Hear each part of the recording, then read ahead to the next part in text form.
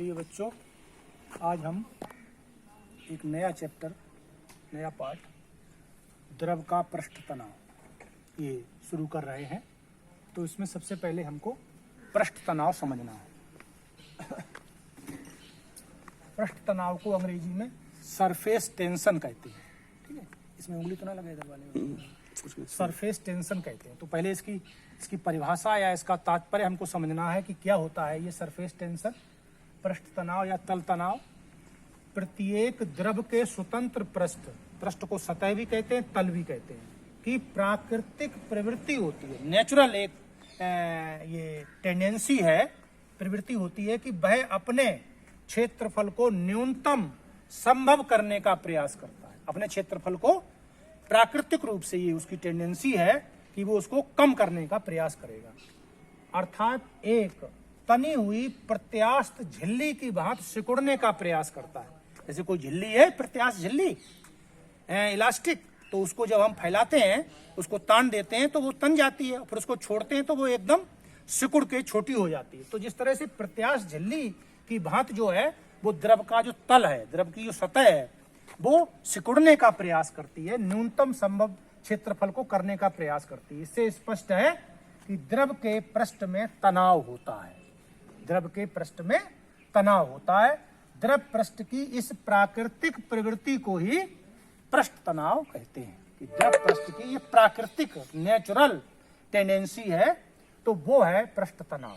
तो इसके आधार पर हमने पृष्ठ तनाव की एक परिभाषा और लिखी है छोटी सी, कि किसी द्रव का पृष्ठ तनाव उस द्रव की वह प्राकृतिक प्रवृत्ति है जिसके कारण द्रव का स्वतंत्र पृष्ठ सदैव अपने क्षेत्रफल को न्यूनतम संभव करने का प्रयास करता है।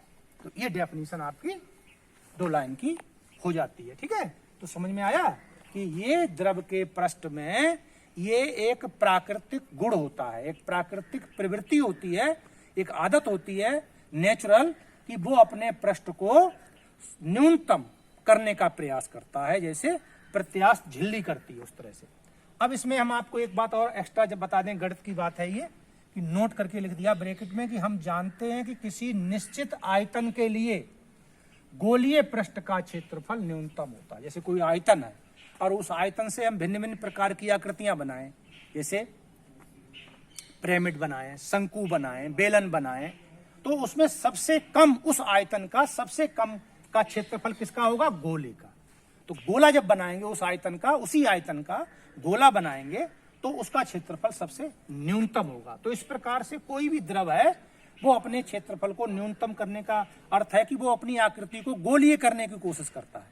जैसे आपने देखा होगा कि जब ठंड लगती है तो ठंड में हम सब सिकुड़ के अपनी आकृति को गोल बना लेते हैं। गोल करने से क्या हो जाता है कि हमारा प्रभावी क्षेत्रफल घट जाता है, जिससे कि हमारे शरीर से ऊष्मा का कम वितरण हो पाता है और हमको ठंड कम लगती है। ठीक है, तो इस तरह की बात व्यवहार में भी देखी जाती है। इसी तरह से आपने देखा होगा कि जब वर्षा होती है, वर्षा में जो पानी ऊपर से गिरता है उसकी बूंदें भी कैसी होती हैं? गोल होती हैं, क्योंकि ये उनकी प्रवृत्ति है कि अपने क्षेत्रफल को न्यूनतम करें, और न्यूनतम क्षेत्रफल किसका होता है? गोले का। ठीक है, तो अर्थात द्रव का पृष्ठ इस प्रकार व्यवहार करता है कि पृष्ठ पर कोई तनाव बल लगा है। तो ये बात क्लियर हो गई कि द्रव का जो पृष्ठ है, स्वतंत्र पृष्ठ है, वो इस तरीके से व्यवहार करेगा कि जैसे उस पर कोई बल लगा हुआ है। उसी बल को हम पृष्ठ तनाव कहते हैं। ठीक है, तनाव बल लगा। अब इसके बाद इस पृष्ठ तनाव की क्या क्या विशेषताएं हैं, क्या क्या गुण हैं, क्या क्या उदाहरण हैं, ये हमने इसमें स्पष्ट किए हैं।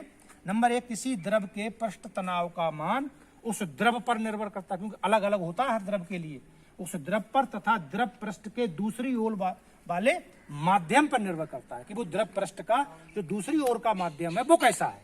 ठीक है, इस पर निर्भर करेगा। आगे उदाहरण और क्लियर होंगे आपको। नंबर 2, द्रव का ताप बढ़ने पर पृष्ठ तनाव सामान्यता घट जाता है। ताप बढ़ने से पृष्ठ तनाव सामान्यता घट जाता है, इसका बहुत अच्छा उदाहरण देंगे। और एक और है, किसी अशुद्धि जैसे तेल या साबुन को मिला देने पर भी पृष्ठ तनाव घटता है। अब इसके उदाहरण कहाँ पे मिलेंगे हमें? कि जैसे आपने देखा होगा कि बरसात में जब पानी बरसता है तो गड्ढों में पानी भर जाता है, तो उसमें मच्छर बैठते हैं, मच्छर बैठ के उस पर अंडे देते हैं, जिससे कि नए मच्छर पैदा होते हैं। तो उसके लिए हम क्या करते हैं कि जो पानी गड्ढों में भरा हुआ उसमें केरोसिन तेल डाल देते हैं, मिट्टी का तेल उसमें डाल देते हैं। तो मिट्टी का तेल डालने से क्या होता है कि पृष्ठ तनाव कम हो जाता है। जब पृष्ठ तनाव कम हो जाता है तो उसमें मच्छर बैठते हैं तो उसमें डूबने लगते हैं मच्छर, तो मच्छर उड़ जाते हैं। जिससे मच्छर उस पर बैठ ही नहीं पाएंगे तो अंडे नहीं दे पाएंगे, तो मच्छर पैदा नहीं होंगे। तो उदाहरण कितना अच्छा है कि बरसात में गड्ढों में भरे पानी पर केरोसिन तेल डालने पर मच्छर जल के तल पे नहीं बैठ पाते हैं, क्योंकि तेल डालने से द्रव का पृष्ठ तनाव घट जाता है। ठीक है। दूसरा उदाहरण एक और है, या शुद्धि मतलब साबुन मिला दिया या डिटर्जेंट मिला देने से जल कपड़ों की अधिक सफाई करता है। जैसे पानी से हम कपड़े साफ करते हैं, तो अगर सिंपल पानी से साफ करें तो कपड़े साफ नहीं होंगे, गंदगी उनकी मैल दूर नहीं होगा। तो उसके लिए क्या करते हैं हम लोग कि उसमें साबुन मिलाते हैं या डिटर्जेंट मिलाते हैं। तो उससे क्या होता है, डिटर्जेंट और साबुन मिलाने से जल का पृष्ठ तनाव कम हो जाता है, जिससे कि वो जल जो है, साबुन मिला हुआ जल कपड़े की अंदर रेशे के भीतर प्रवेश कर जाता है, और जब उसको निचोड़ते हैं तो मैल के साथ वो बाहर आता है, जिससे कपड़े की सफाई हो जाती है। दूसरा ताप का भी प्रभाव है। अभी बताया था कि ताप का प्रभाव जो है पृष्ठ तनाव जो है ताप पर निर्भर करता है, यानी ताप बढ़ने पर पृष्ठ तनाव सामान्यतः घटता है। अब गर्म पानी कर देते हैं हम लोग, कभी कभी गर्म पानी में कपड़े धोते हैं तो और ज़्यादा साफ होते हैं, तो उसका कारण भी यही है कि पानी गर्म करने पर पृष्ठ तनाव घट जाता है। ठीक है। अब इसी तरह से पृष्ठ तनाव केवल द्रव का गुण है, गैस और ठोसों में पृष्ठ तनाव नहीं पाया जाता है। ठीक है। तो ये पृष्ठ तनाव कैसा गुण है, द्रव का गुण है, तो इसलिए कहते हैं द्रव का पृष्ठ तनाव। ठीक है।